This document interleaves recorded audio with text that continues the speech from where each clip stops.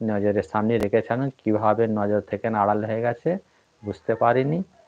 তো ওই রক্ত মাখানো জামা দেখিয়ে এইসব বলে, তো ইয়াকুবুল আসলাম বিশ্বাস করেননি, বললেন না, আমার ছেলেকে ভেড়িয়ায় খায়নি, আর তোমরা কি করেছো এ ব্যাপারে তোমরা আমাকে জানাও। তো জানালো না। লাস্ট পর্যন্ত এক কাফেলা যাচ্ছিল, আর যে কুয়ায় ফেলেছিল সে কুয়ার পানি মানে মিঠা ছিল নি, নামকিন ছিল, যার জন্যে ওই কুয়া থেকে কেউ পানিও তুলতো না।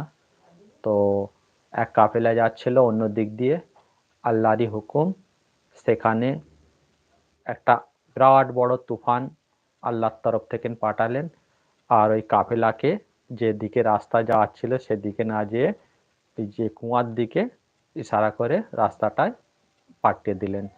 তারপরে যখন কুয়ার কাছে পৌঁছালেন কাফেলা, সেখানে পানির সন্ধানে, তো অনেকজন ওখানে যারা পুরনো যাতায়াত করতো তারা বলতে রইলো যে কুয়ার পানি মিঠা নয়, খারা পানি, নামকিন পানি, খাওয়ার লায়ক নয়, জানোয়ারও খায় না।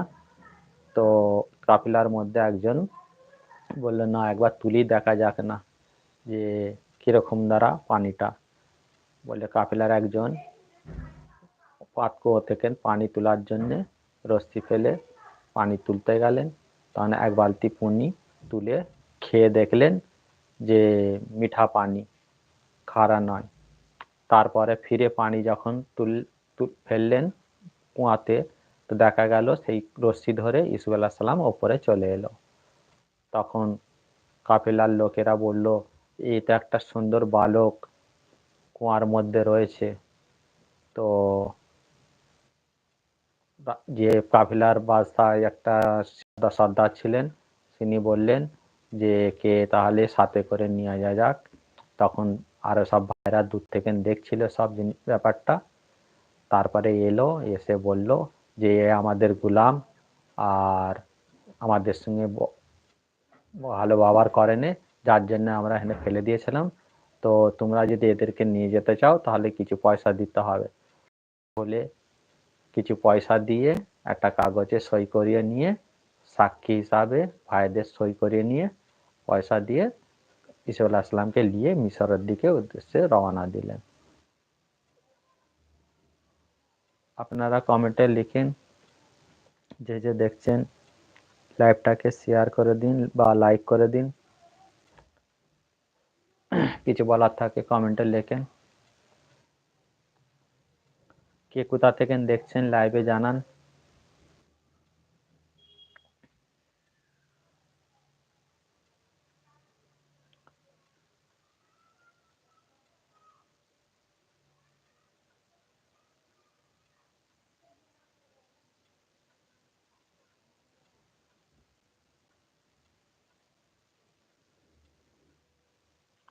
আসসালামু আলাইকুম শ্রোতাগণ, কে কোথা থেকে দেখছেন কমেন্টে লিখে জানান।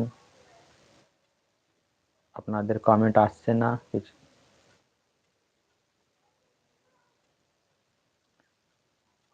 তো ইসলামের সময় ছোট এক ঘটনা শোনালাম, কিরম লাগলো সেটা জানান।